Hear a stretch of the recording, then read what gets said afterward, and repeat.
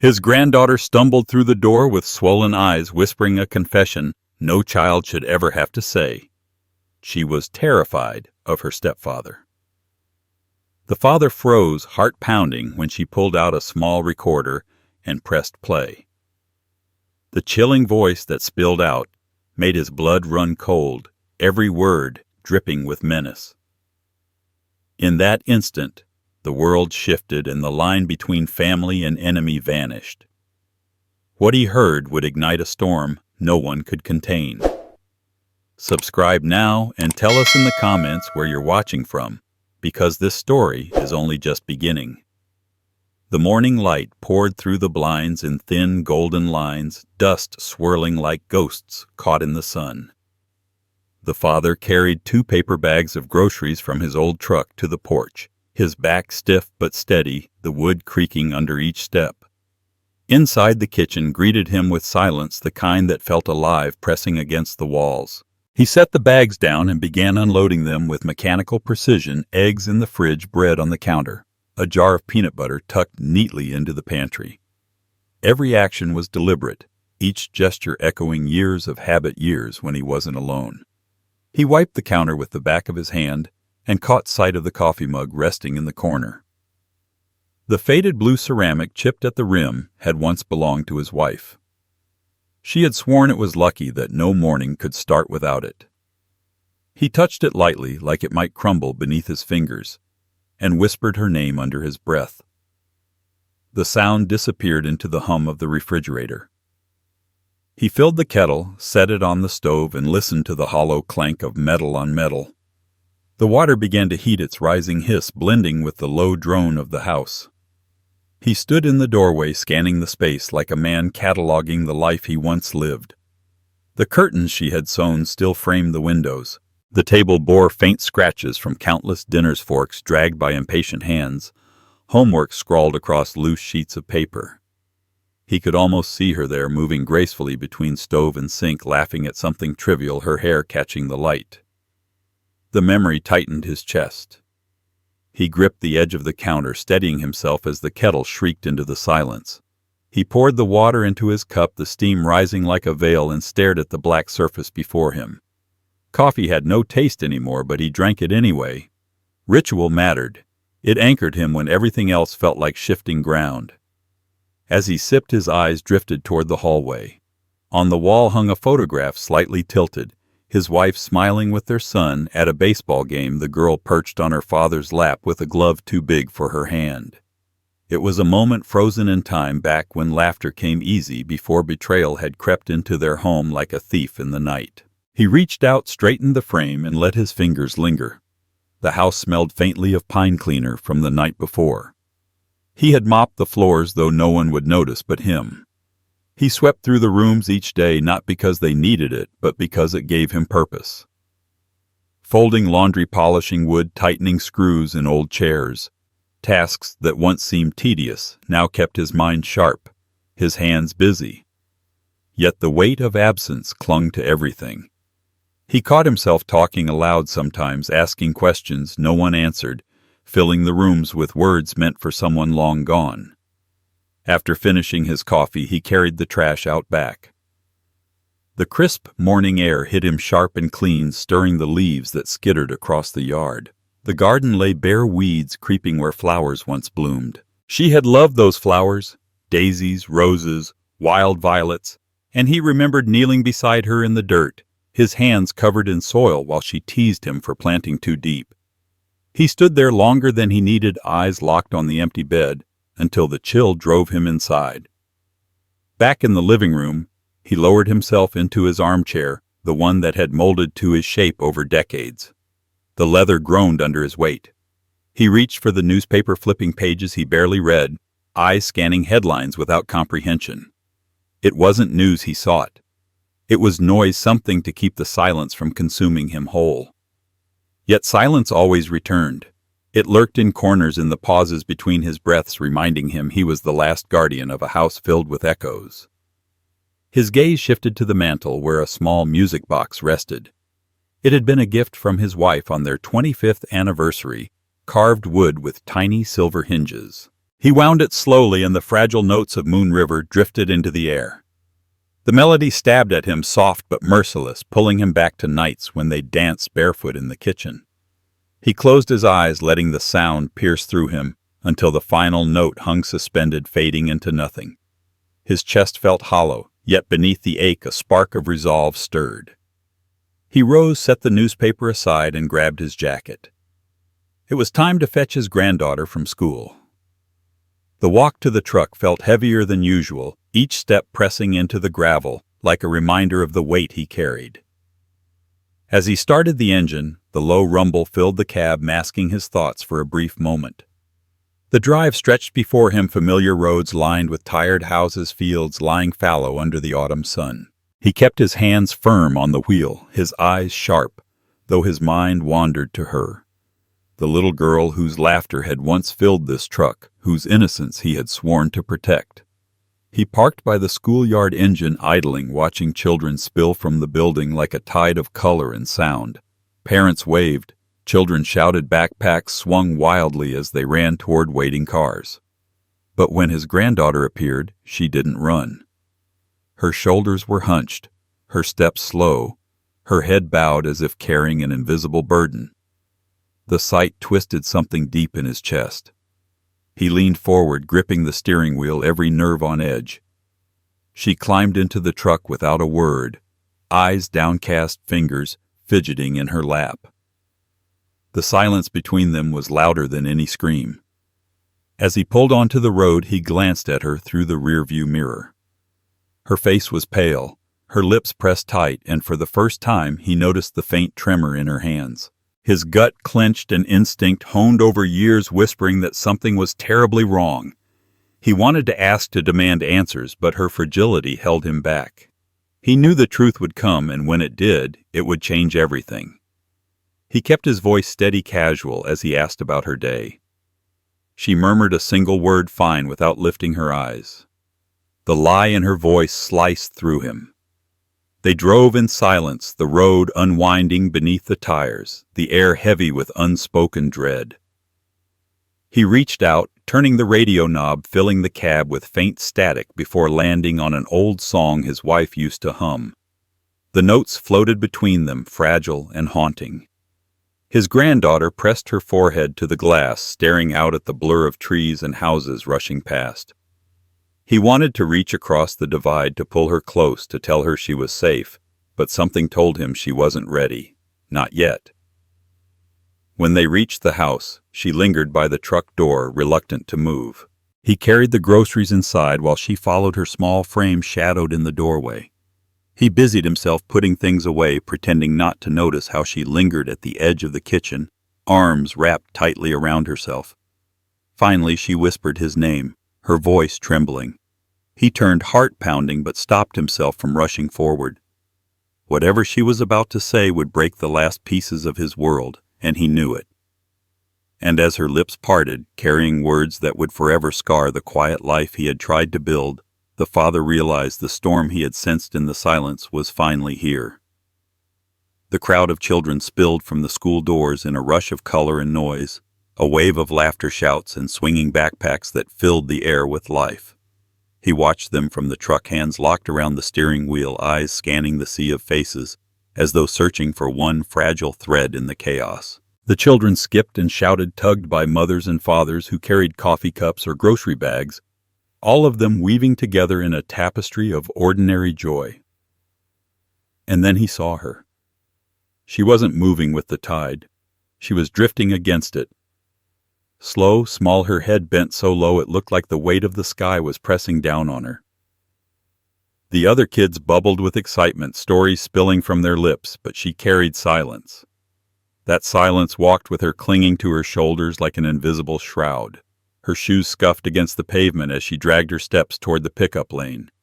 No sparkle in her eyes, no light in her face, just the hollow shadow of a child who no longer felt safe. His heart clenched. He had seen children scraped and bruised from playground falls, had seen tears dry as quickly as they came, but this wasn't that. This was deeper, older than her years, something that carved at her soul in ways children should never know. The red puffiness around her eyes told a story of hours spent crying when no one was there to listen.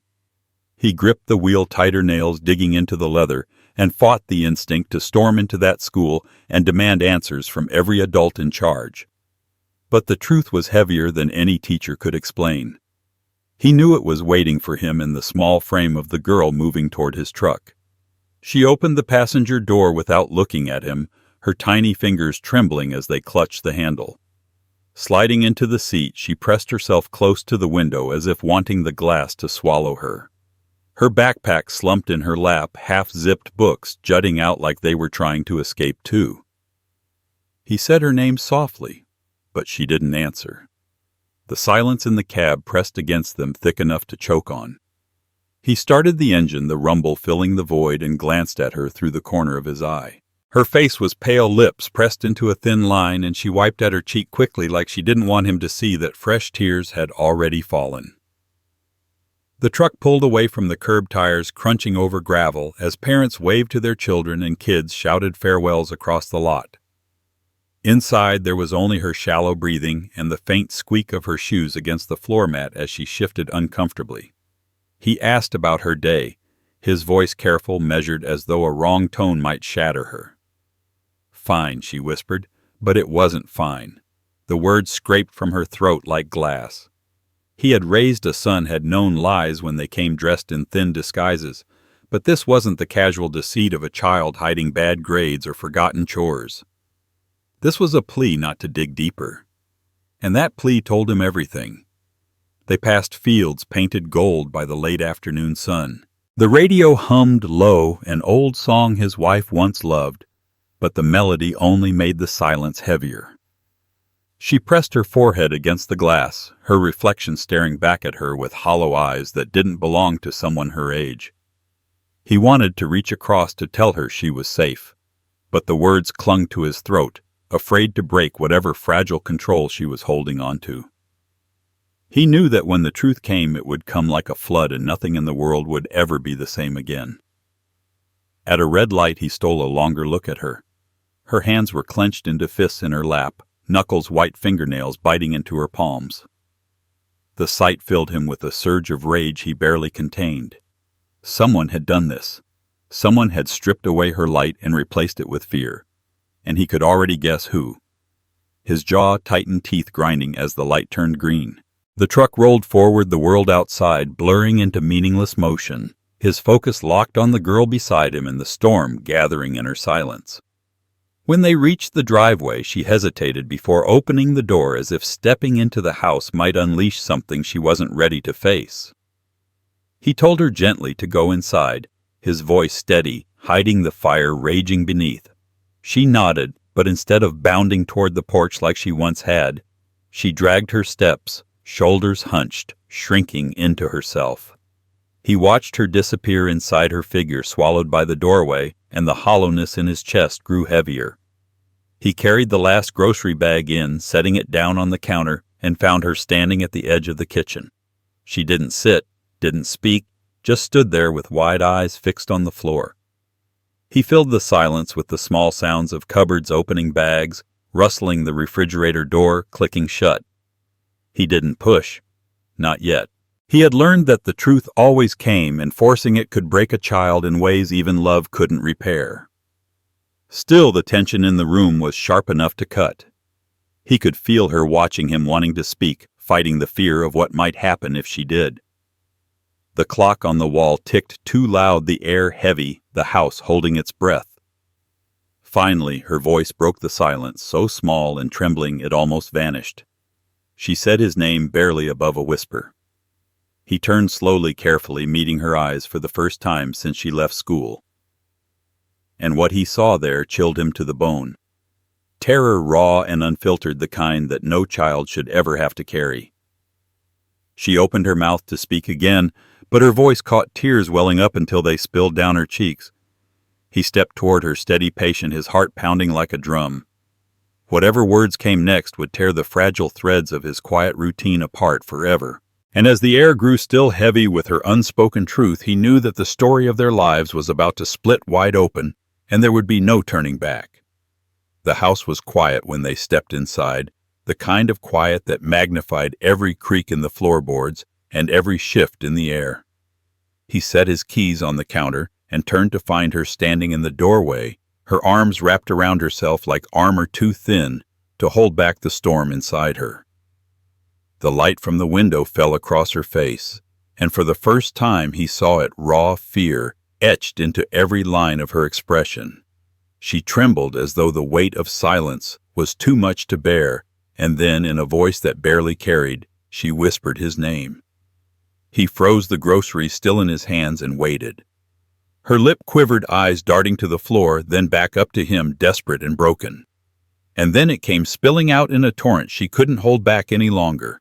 She begged him not to send her back. She begged him to keep her there, begged him to protect her, because she was terrified of what her stepfather might do next. The words hit him like a hammer, each one driving deeper, shattering the fragile barrier he had built between suspicion and certainty. The grocery bag slid from his fingers, cans clattering across the floor, but he didn't notice. His blood turned to ice as he crossed the room and pulled her close. She was shaking so hard he thought her small frame might splinter in his arms. Her breath came in ragged gasps against his chest, and her words tumbled over themselves, disjointed, terrified. She spoke of threats whispered in hallways, of hands that lingered too long, of nights when the creak of the floor made her heart stop because she knew he was coming. Each detail sliced through him with surgical precision, leaving wounds no blade could match. He tried to steady his breathing, but fury boiled beneath the surface, barely contained. He wanted to storm out of the house to confront the man who had dared poison this child's world.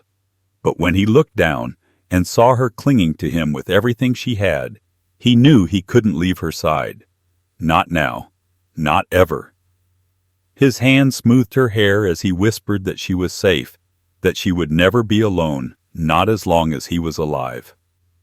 She looked up at him, eyes wide and pleading, searching for something solid in the wreckage of her trust. He nodded, his jaw clenched, the promise already sealed in his blood. She pulled away just enough to reach into her backpack, her fingers fumbling with the zipper until she produced a small recorder, battered and scratched.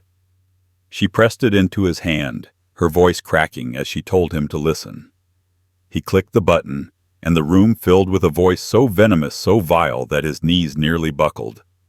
The stepfather's tone was sharp, cruel, laced with threats that made bile rise in his throat. The words weren't shouted. They were hissed, deliberate, the kind of poison that seeps into the mind and festers. His grip on the recorder tightened until his knuckles whitened, the sound of that voice digging into him like barbed wire. When the recording ended, silence rushed back into the room, louder than before. He set the recorder down with shaking hands and stared at the girl before him. Her eyes brimmed with terror, waiting for his reaction, waiting to see if he too would dismiss her as others had. But he didn't. His anger was molten, controlled only by the need to shield her. He crouched to meet her gaze and swore that nothing, no one would ever hurt her again. She sobbed, collapsing into him. And in that moment he felt something ignite inside, an instinct older than reason, older than fear. The instinct of a father protecting not just his child's child, but the very soul of his family. That night, he didn't sleep. She curled up on the couch, wrapped in a blanket, her face pale even in dreams. He sat nearby, a silent sentinel, his eyes never leaving her. The house felt different now, no longer just a place filled with echoes of his late wife. It had become a battleground, and he was ready to fight. Each tick of the clock reminded him that time was running out, that danger was closer than the walls could keep. He thought of his son, blind to the truth, and the rage bubbled higher. How could his own flesh and blood let this happen? How could he ignore the pain carved into his daughter's eyes? He rose, pacing the floor, his hands shaking not from age but from fury. He looked out the window into the darkness, every shadow a threat, every sound outside a reminder of the man who thought he owned their fear. He whispered to the night that it would end, that the stepfather's reign of terror would shatter, even if it cost him everything. Then he turned back to her, sleeping fitfully, and knew the next move had to be careful, deliberate. He couldn't just protect her for a night. He had to destroy the monster who haunted her days. When dawn broke, gray light spilling across the floorboards, he was still awake. He brewed coffee he didn't drink, his eyes bloodshot but sharp. She stirred on the couch, blinking at him with the kind of fragile hope that made his chest ache. He smiled gently, hiding the storm inside, and asked if she wanted breakfast. She nodded, too tired to speak, and he set about making pancakes just the way her grandmother used to. The sweet smell filled the house, and for a fleeting moment it felt like safety. But beneath it all, the truth pulsed like a wound. Safety was an illusion until justice was delivered. And as he set the plate before her and watched her take the first timid bite, he knew that before the day was done, the truth would collide with blood, loyalty, and fury in ways no one was prepared to face. She placed the recorder on the table as if it were a piece of evidence too heavy for her hands to hold any longer. The little device looked harmless, scratched plastic and worn buttons, the kind of thing most would overlook in a drawer of forgotten odds and ends. But the weight in her eyes told him it carried something monstrous. She pressed play with a trembling finger, and for a moment there was only static, the faint hiss of background noise.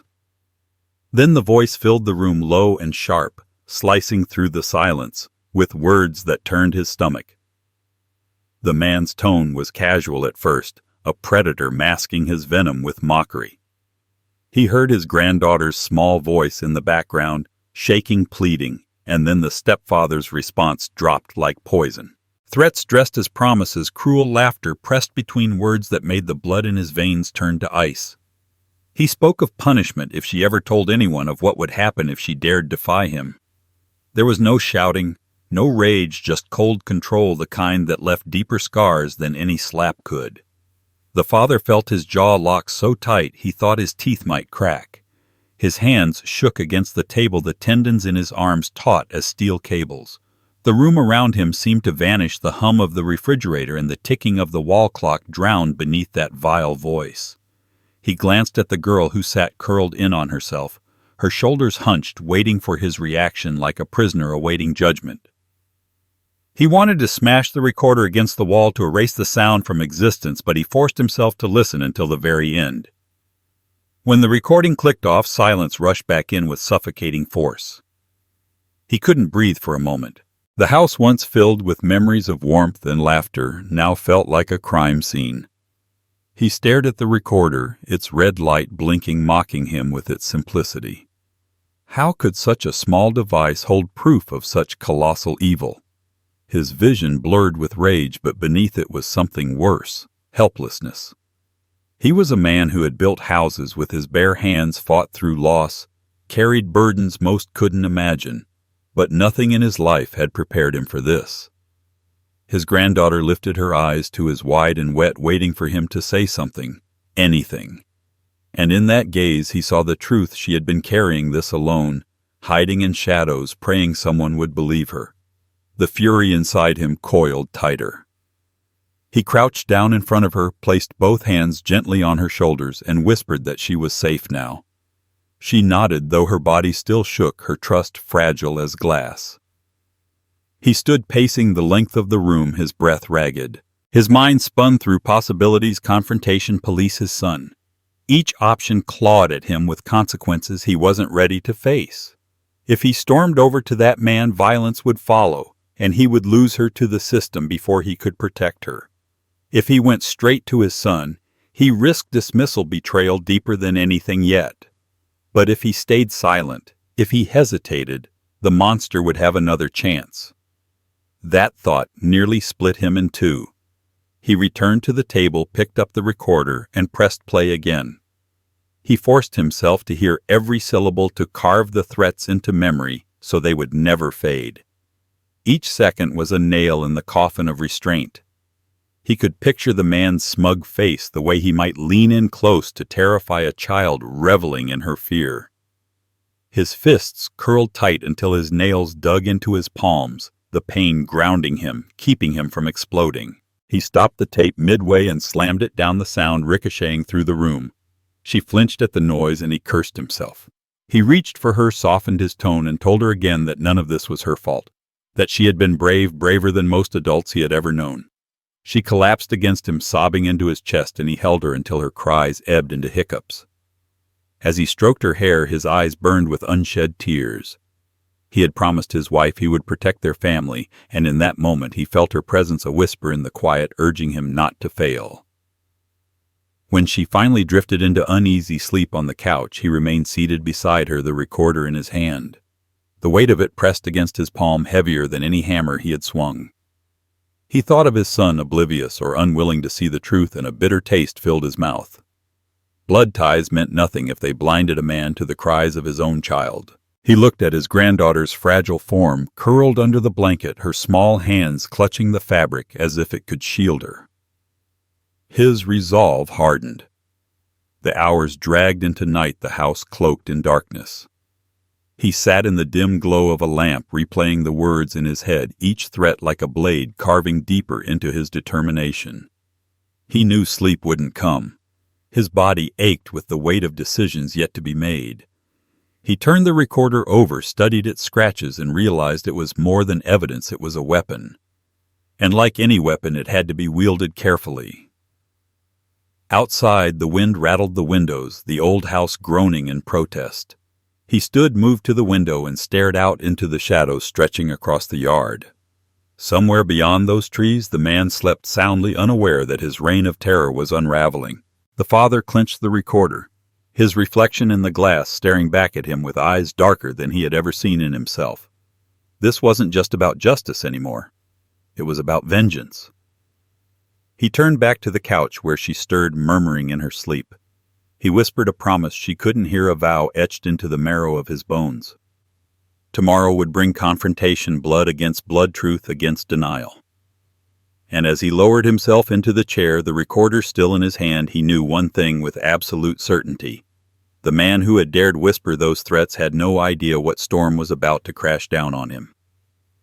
The night stretched endlessly, a slow crawl of shadows across the ceiling as the old clock in the hall ticked out its merciless rhythm. He sat rigid on the couch, his granddaughter's small body curled against him, her breath uneven, shallow, broken by whispers that slipped from her dreams. She clutched his shirt with one hand, even in sleep, as if afraid he would vanish the moment she let go. He held her tight, one arm wrapped around her shoulders, the other resting on the back of the couch, his muscles aching but his grip unyielding. The blanket slipped down once, and he pulled it up gently, tucking it beneath her chin like her grandmother once did for their son. The familiarity of the gesture cut deep, a wound layered with memory. His eyes drifted to the family photos on the mantel.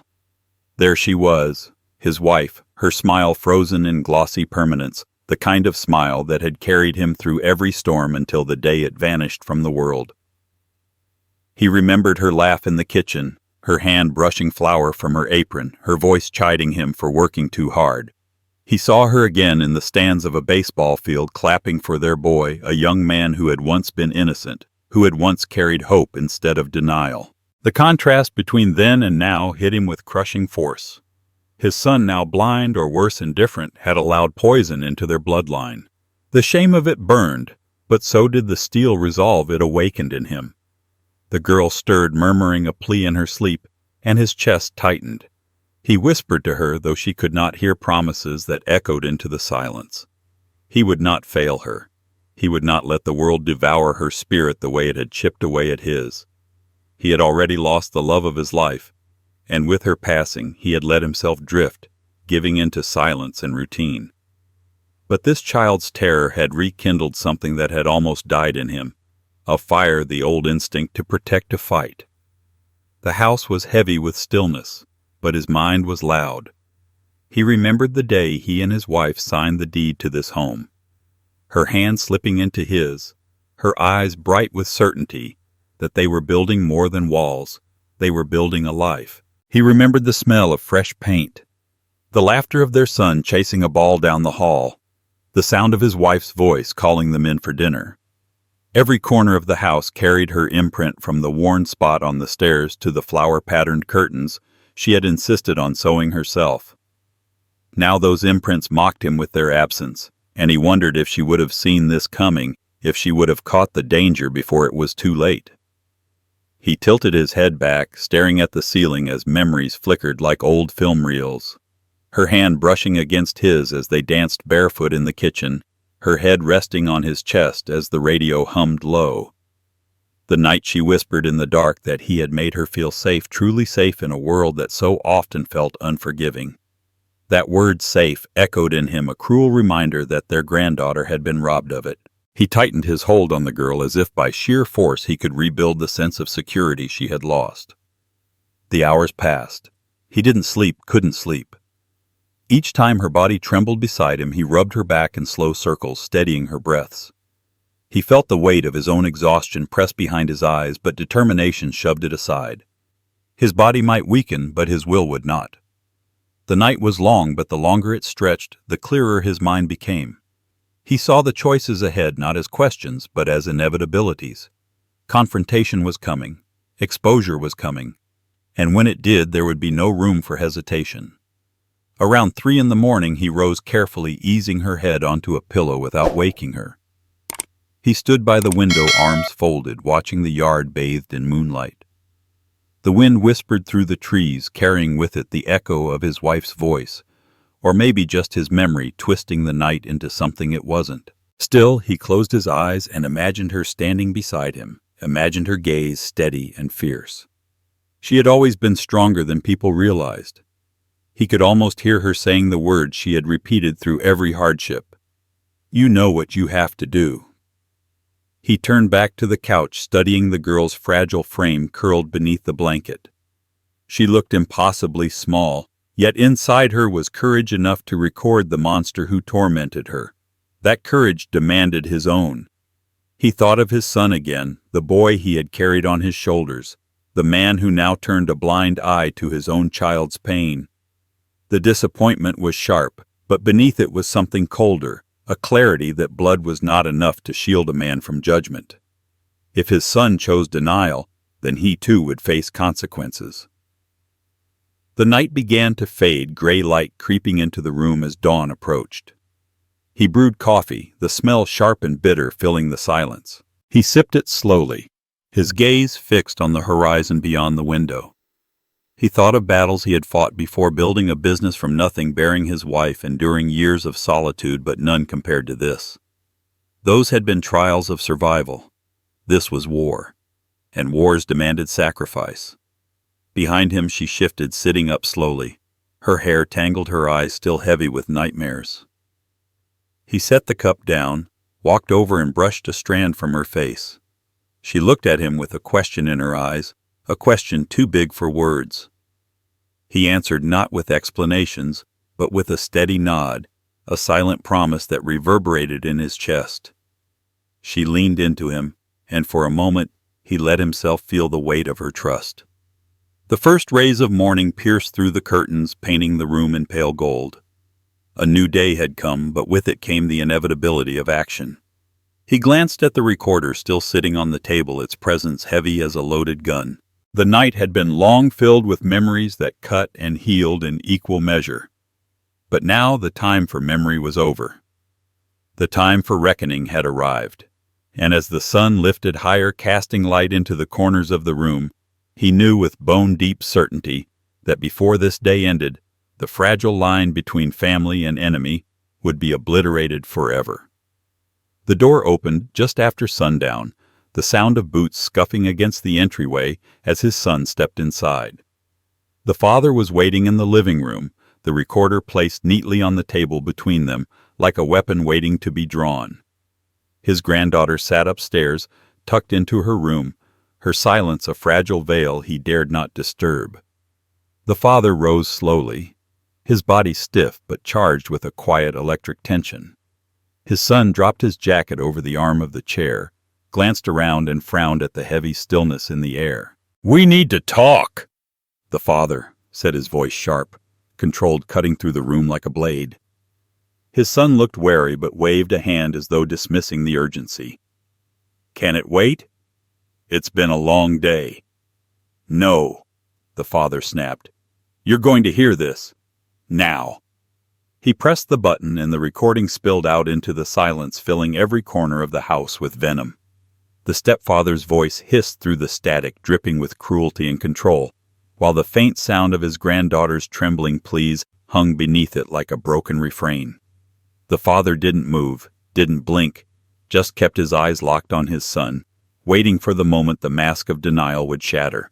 But when the recording ended, when the room fell back into silence, his son only exhaled heavily, rubbing a hand over his face. "You're overreacting," he muttered. "It's not what it sounds like." The words landed like a punch to the gut. The father stared stunned, his fury building like a storm breaking open the sky. "Not what it sounds like." His voice rose, trembling with rage. He threatened her. "You heard it with your own ears. You think a child makes this up. You think she carries that fear in her eyes for fun." His son shifted uncomfortably but stood his ground, his jaw tightening. "You don't know him the way we do. He's rough sometimes, sure, but he's not dangerous. You're letting your imagination." Imagination. The father's voice cracked like thunder, shaking the walls. He slammed his fist down on the table, rattling the recorder against the wood. "I buried my wife, and I promised her I'd protect this family. Don't you dare tell me I'm imagining the fear I see in your daughter's face. She is terrified, and you would rather defend that man than your own blood." His son flinched, but quickly hardened, his eyes flashing with defiance. "You don't understand. You've been alone too long. You don't see how families actually work anymore. He's part of this family now. We have to keep things together. She'll be fine. Kids exaggerate." The father's chest heaved with disbelief. Betrayal burned hotter than fire, searing through him until it left nothing but raw, cold fury. "Exaggerate," he hissed, his voice low and dangerous. "She handed me proof. Proof you just listened to and spat on. You are not blind, you are a coward. You think loyalty is standing by a monster. Loyalty is standing by your child, and you just chose him over her." His son's face reddened. His fists clenched at his sides. "You're tearing this family apart with your paranoia. You think I don't love her. I'm trying to hold everything together, and you're making it worse." "Worse?" The father's voice dropped to a deadly calm, each word laced with venom. "The only thing worse than a monster in the house is a father who lets him stay. And tonight I learned my son is that man." The silence after his words was suffocating. His son's breath came hard and shallow, but his eyes refused to soften. The divide between them, once invisible, now stretched wide and unbridgeable. The father looked at him with something colder than anger, something final. He saw not the boy he had raised, not the man he had once hoped would carry on the family's strength, but a stranger willing to sacrifice his own daughter on the altar of denial. The father stepped closer, his presence looming, his voice stripped of any warmth. "You think you're protecting your marriage, but you're condemning your child. You will regret this. Maybe not tonight, maybe not tomorrow, but when the truth comes crashing down, and it will, you'll see what you've done." His son swallowed hard, his bravado faltering for just a flicker, before he turned away, grabbing his jacket with shaking hands. "You don't get to decide what happens in my house," he said, his voice breaking at the edges. The father didn't move. He stood in the center of the room, the recorder still blinking on the table like a heartbeat, steady and damning. His son stormed out the door, slamming so hard the windows rattled, leaving the house trembling in the aftermath. The father stared at the closed door, his chest rising and falling with fury, disbelief, and something darker still. Upstairs a floorboard creaked. His granddaughter had woken, her wide eyes peering down the staircase, fear written across her face. He met her gaze, and in that silent exchange he swore again that he would never let her face this alone. But inside him something shifted, something that could never return to what it had been. The bond between father and son had been severed, cut clean by betrayal, and in its place was a hollow space filled only with resolve. He turned off the recorder, slipped it into his pocket, and stood in the middle of the quiet room, the air thick with finality. His son had chosen denial, chosen weakness. That left only him. And as he looked up the stairs at the trembling child who now depended on him entirely, he understood with bone-deep certainty that the fight had only just begun, and the next confrontation would not end with words. The moment the door slammed, the house seemed to shake with the force of it, the echo lingering long after his son's footsteps had vanished into the night. He stood still, chest-heaving fury tightening every muscle until it felt like his body might splinter apart. And then he heard it soft at first, then sharper a whimper from the stairs. He turned, and there she was, his granddaughter clutching the railing with white knuckles, her eyes wide, her lips trembling. She had heard. Every word, every rejection, every denial that had cut her down like a blade. He reached out a hand, but she shook her head violently, stumbling backward, her breath quickening until it came in frantic gasps. "He doesn't believe me," she choked out, her voice breaking into a scream that tore through the air like shattering glass. "No one believes me." The sound gutted him. He had faced loss, had faced death, but nothing compared to the piercing agony of those words. He rushed up the steps as she staggered forward, her body convulsing with sobs that spiraled into hysteria. Her small fists pounded against her chest, her face streaked with tears. He gathered her into his arms, but she thrashed her scream rising to a pitch that seemed to shake the very walls of the house. And then in an instant her body went limp. Her head fell back, her eyelids fluttering shut, her arms dropping useless at her sides. He shouted her name, his voice raw, carrying the terror of a man who had already buried too much, who could not bear to lose again. Panic roared through him as he pressed his ear to her chest, desperate for the sound of life. A faint, uneven heartbeat thudded beneath her ribs, fragile as a bird's wing. Relief and terror crashed together inside him, leaving him trembling. He carried her down the stairs, his legs buckling under the weight of fear, not her body. He laid her on the couch, his hands shaking so violently he could barely pull the blanket over her. He shouted her name again, tapped her cheek, willed her to open her eyes. Nothing. The silence between them was unbearable. He grabbed the phone, dialing with fumbling fingers, his voice breaking as he barked out to the dispatcher that his granddaughter had collapsed, that she wasn't waking up, that they needed help now. Each second stretched into eternity as he waited, pacing, kneeling beside her, brushing damp hair from her forehead. Memories slammed into him. His wife in a hospital bed, his son as a child, feverish and weak moments when he had felt powerless before. But this was different. This was cruelty breaking a child until her body could no longer hold the weight of despair. Sirens pierced the night, a sound that both steadied and terrified him. The paramedics rushed in their voices, brisk, clinical, as they checked her vitals and prepared her for transport. He hovered close, unwilling to let go, his hands clenched into fists at his sides. When they lifted her onto the stretcher, her face looked so pale it seemed carved from wax. He followed his every step, fueled by desperation, his heart hammering with the knowledge that she had nearly been lost, not to illness, not to accident, but to the crushing betrayal of those meant to protect her. At the hospital, the fluorescent lights hummed overhead, sterile and unforgiving. He sat in the waiting area, shoulders hunched, staring at the floor while doctors worked behind closed doors. The recorder was still in his pocket, pressing against his side like a brand, a constant reminder of the proof he carried, the weapon that could not be ignored forever.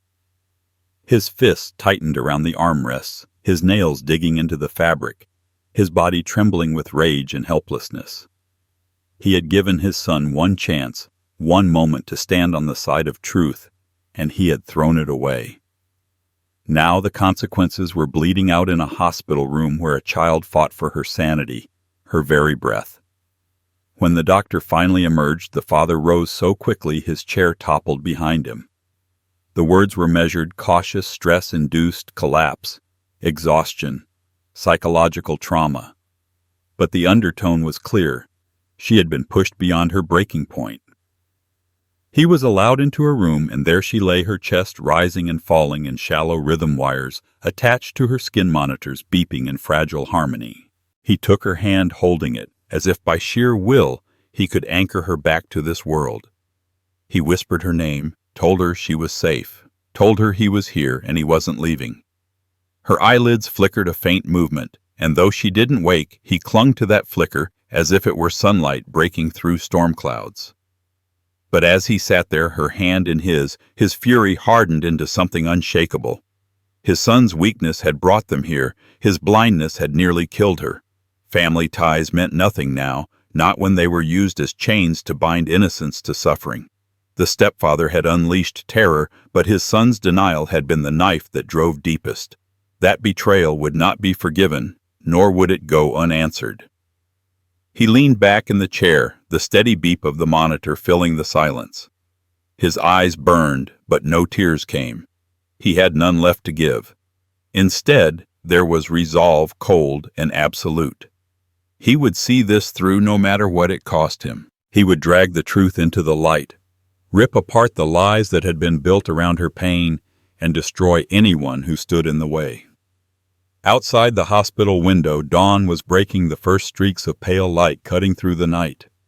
He watched it rise, his granddaughter's fragile hand still locked in his, and felt the weight of destiny pressing down. The collapse had changed everything. What had begun as whispers and suspicion had now become undeniable. And as the sun climbed higher, he knew the next step would set the world ablaze, because the moment she opened her eyes again, the fight for her life would turn into a war for justice, and no one in that house would be left unscathed. The hallway outside her hospital room smelled of antiseptic and old paint, a mixture that clung to his clothes as he stood with the phone pressed tight against his ear. His voice was low, steady, but inside it carried the weight of desperation. He told the man on the other end, the child's true father, what had happened, every detail carved out in clipped words. There was a silence that followed, heavy, dangerous, and then a single response that cut through the line like steel. "I'm on my way." He hung up and leaned against the wall, his body trembling not from age but from the storm gathering inside him. For years the child's biological father had been little more than a shadow, a presence confined to court orders and weekends, his influence diluted by distance and bitterness. But tonight none of that mattered. Tonight there was only blood, the kind of blood that refused to abandon a child in her darkest hour. The minutes dragged, each one stretching until the clock seemed to mock him. He sat beside her bed, holding her hand, whispering promises she couldn't hear. The machines beeped their rhythm, steady, fragile. And then footsteps echoed down the corridor, heavy and unrelenting. He looked up to see the man striding toward him, his face a storm of rage and fear fused together. Without a word, the biological father pushed into the room, his eyes locking on his daughter's pale figure beneath the hospital sheets. He froze, his chest heaving, and for a moment the hardened edge in him cracked. He reached for her hand, dropping to one knee beside the bed, his voice breaking as he called her name. The child stirred faintly, eyelids fluttering, but didn't wake. He lowered his head to her hand, his shoulders shaking with silent sobs. The grandfather stood behind him, watching. For a moment, the decades of distance, the resentment, the fractured family lines, all of it fell away. What remained was raw and undeniable. Two men bound by the same girl, united by the same fire to protect her. When the father finally lifted his head, his eyes were wet but blazing. "Tell me everything," he said, his voice rough but steady. The grandfather handed him the recorder, the same cursed device that had poisoned his ears the night before. He pressed play, and the venomous threat spilled into the sterile air once again. The father's hands tightened into fists, his jaw clenched so hard the tendons in his neck stood out. When the recording ended, he didn't move for a long moment. Then he stood, turned to the older man, and nodded once. "He'll pay for this." There was no hesitation, no denial, just certainty. For the first time since the nightmare began, the grandfather felt the flicker of something he thought he had lost hope. The two men sat side by side in the narrow hospital chairs, the hum of machines and the occasional shuffle of nurses passing by the only sounds between them. They spoke quietly, voices, low, planning, piecing together what would come next.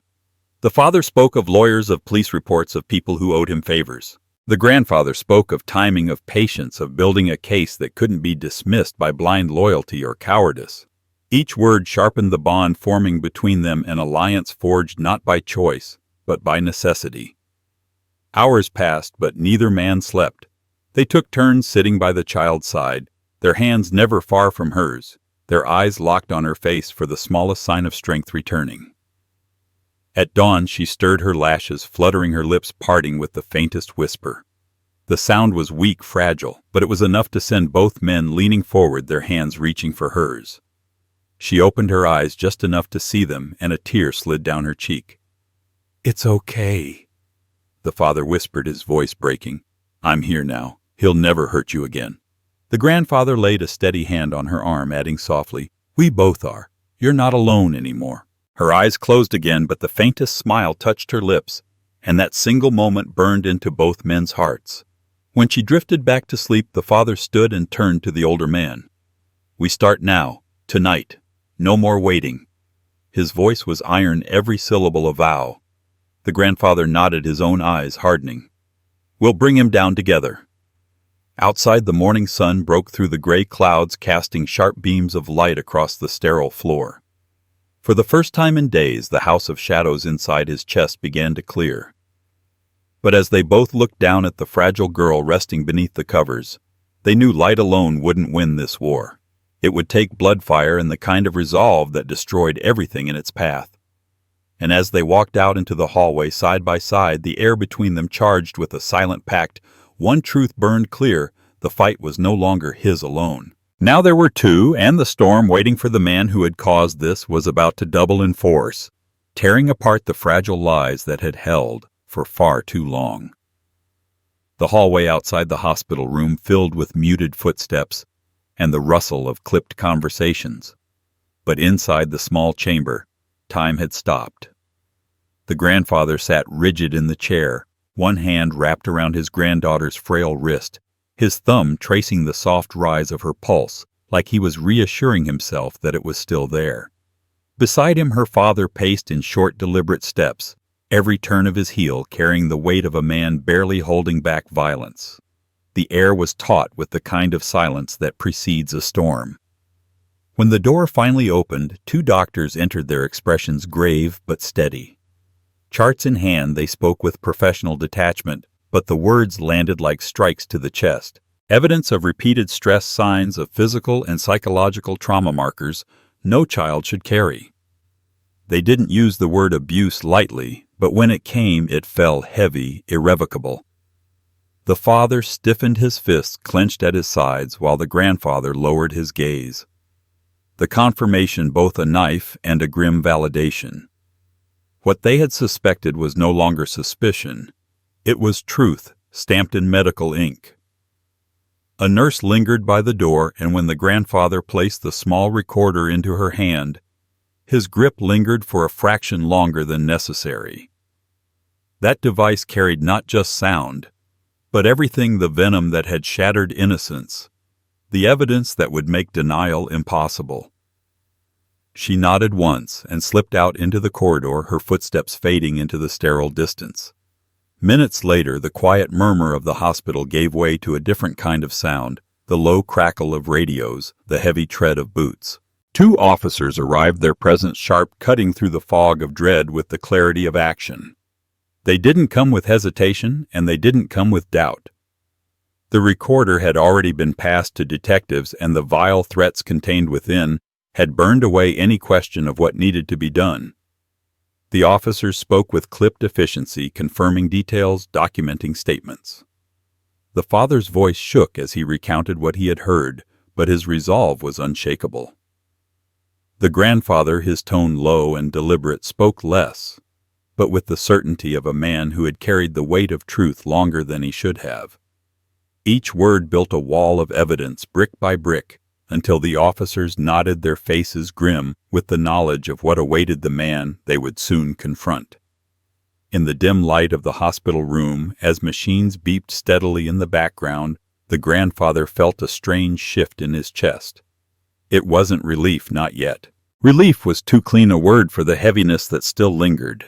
But it was something close, an exhale after days of suffocation, the faintest sense that the world had tilted back toward justice, however briefly. When the call came through their radios, the officers exchanged a glance and spoke into their mics with curt affirmation. The predator had been located. He wasn't at work or hiding or running. He was at home, brazen in his arrogance, unaware that the walls around him were about to collapse. The officers left with the swiftness of men who knew hesitation could mean danger, and the silence they left behind was different than before. It was no longer suffocating. It was expectant, a pause before impact. The father pressed his palms against the windowsill, staring out at the city lights flickering against the dark sky. His reflection stared back at him, eyes hollow but burning. "It's starting," he murmured. The grandfather didn't answer, only shifted his gaze to the sleeping child in the bed, her small chest rising and falling with fragile steadiness. Hours blurred, measured not by clocks, but by the rhythms of anticipation. And then the news arrived, not through words but through the sharp vibration of a phone and the steady voice on the other end. The man had been taken into custody. No struggle, no denial, just handcuffs snapping shut. His arrogance finally silenced. The father exhaled sharply, his body collapsing into a chair as though years of tension had just been ripped from his bones. The grandfather remained standing, hands gripping the back of the chair so hard, his knuckles blanched. He didn't celebrate, didn't smile. He knew too well that justice was a long road, and this was only the first step. But still something loosened inside him, a weight that had pressed on his chest, finally shifting enough to let in a breath. When the officers returned to the hospital later that night to take formal statements, they spoke with a tone that carried both respect and gravity. The evidence was damning the case clear. There would be no slipping through cracks, no easy dismissal. The predator's words, captured forever on that battered recorder, had sealed his fate. The grandfather sat back down beside the bed, his eyes on the girl's pale face, her lashes trembling as though caught between dreams and nightmares. He brushed a strand of hair from her forehead, his hand steady now, no longer trembling with uncertainty. He whispered to her that it was over, that the monster had been dragged out into the light, though deep down he knew the scars would linger long after the man himself was gone. In the hallway, the father signed papers with hands that shook, the pen scratching against the forms like the closing of a chapter. He looked up at the grandfather, their eyes meeting in silent solidarity. They had carried her into the fire, but together they had also pulled her out. The hospital quieted again as the night deepened, but the silence was different now. It was not the silence of despair, but the heavy quiet that follows a battle won at terrible cost. The grandfather leaned back in his chair, exhaustion dragging at his bones, but his gaze never left her. And as the monitors beeped, their steady rhythm echoing like a heartbeat into the sterile air, he knew that though justice had begun its march, the war was far from over, because some wounds bled long after the body was safe, and the fight to heal her would demand more than handcuffs and courtroom walls. It would demand every ounce of strength he still had left.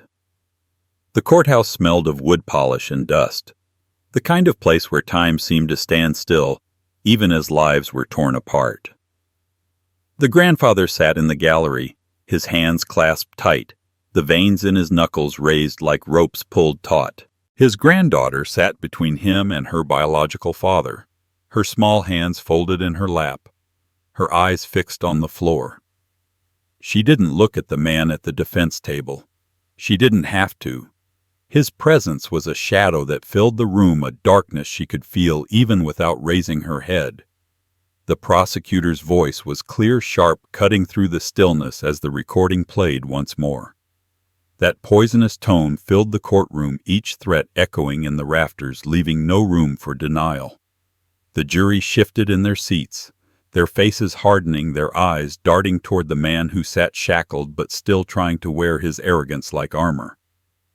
The defense attorney tried to soften it, tried to suggest exaggeration, but the words on the recorder burned too deep to be dismissed. They carried the truth undeniable and corrosive. The grandfather's gaze never left the jury, watching as their expressions shifted from doubt to disgust, from unease to certainty. He wanted to look at the man across the aisle, wanted to lock eyes with him and let him see the fury that burned there, but he resisted. This wasn't about vengeance anymore. It was about proof, about giving his granddaughter the dignity of being heard and believed. When the verdict came, it landed like a gavel against stone. Guilty. The word rippled through the room, stripping the last veil from the monster's face. His arrogance faltered, his shoulders slumped, his eyes darted wildly as though searching for an escape that no longer existed. Sentencing followed quickly, the years stacked against him like bricks sealing a tomb.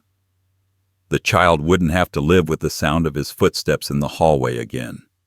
There was no cheer, no applause, no sense of triumph. Just silence, heavy and unyielding. The grandfather looked down at his granddaughter's hand in his small and trembling, and felt the weight of the moment press against his chest. Justice had been served, but justice was not the same as healing. The wounds carved into her spirit would not vanish with the clang of prison doors. Outside the courthouse, the air was sharp, the sky split with pale winter light. Reporters swarmed with cameras and microphones, hungry for sound bites, for tragedy packaged into headlines. He shielded her from them, turning his shoulder, guiding her toward the waiting car with a protective hand at her back. Her father walked beside them, his face set, his jaw locked, ready to swing at anyone who dared cross their path. Together they moved through the crowd, not as broken pieces of a fractured family, but as a wall, impenetrable and unyielding. Later, in the quiet of his home, the grandfather sat in his chair, staring at the framed photograph of his late wife on the mantel. Her smile seemed to meet him, soft and steady, as though she had known all along this moment would come. He spoke to her in the silence, telling her it was done, telling her the child was safe, telling her he had not failed. But even as he said the words, a hollowness lingered. Because victory here was carved from pain, and no sentence could give back what had been stolen. His granddaughter sat curled on the couch, wrapped in a blanket that smelled faintly of lavender from the linen closet. She was quiet, but not in the way she had been before. The terror that once clung to her like a second skin had loosened its grip.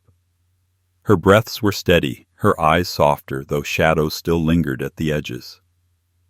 He watched her, the rise and fall of her chest, and thought of the years ahead, the therapy, the trust that would need to be rebuilt brick by brick, the scars that would never fully fade. And yet there was hope in her posture now, in the way she leaned against the pillow as though it might hold her up instead of swallow her whole. He leaned forward, elbows on his knees, his voice low but clear. He told her that true love was not, silence was not sacrifice to keep appearances neat and unbroken. True love was the fire that protected dignity, that fought through shame and fear to shield what mattered most. He told her she was not a burden, she was not a mistake. She was the reason he still drew breath. Her eyes glistened, and she nodded once, a single gesture that said she believed him, or at least wanted to. That night, when the house settled into quiet, he poured himself a glass of water and walked the familiar halls, the same halls that had once rung with his wife's laughter, his son's footsteps, and later silence. Now they carried something new, the sound of healing, tentative and fragile but real. He paused at the window, looking out at the darkened street, the shadows stretching across the pavement. For the first time in years, the shadows did not feel like enemies. They felt like reminders that even in the darkest corners, light could still break through. He returned to his chair, the old leather groaning beneath him, and closed his eyes. The fight had been long. The cost high, but dignity had been reclaimed. Justice was not perfect, but it was enough to remind him that monsters could fall, that the powerless could be heard, that silence could be shattered. And as he drifted toward uneasy sleep, he carried one thought with him like a vow, etched into his bones: never again. But deep down he also knew this was not the end. It was only the beginning of a lifetime of rebuilding, of teaching her that her voice mattered, that her life mattered. And though he felt the years heavy on his back, he also felt the fire still alive in his chest, the same fire that had carried him through every trial. He would walk with her into whatever came next, step by step, until she could walk alone without fear. And somewhere beyond the silence of the night, the echo of his wife's voice seemed to linger, still steady and certain, reminding him that love was not pride, not appearance. It was the battle you never stopped fighting, no matter the cost. Life has a way of testing us in the most painful places within our own families. This story is not only about justice served, but about the deeper truth that love is proven through action, not words or appearances. Too often people remain silent for the sake of pride, fear of shame, or to keep the family together, yet silence can wound more deeply than any spoken cruelty. True love is standing firm, even when it costs comfort or reputation, because dignity and protection are worth more than fragile appearances. For older generations, this lesson is powerful. Never doubt your instincts, never ignore the signs of suffering, and never believe that staying quiet is the kinder choice. Protecting those we love may demand confrontation, courage, and sacrifice, but in the end, it is the only path that preserves what truly matters. As we grow older, we become not just keepers of memories, but guardians of values, and our families look to us for strength and truth. If this story moved you, share your thoughts in the comments and let us know where you're watching from. Don't forget to subscribe so you never miss the next powerful story.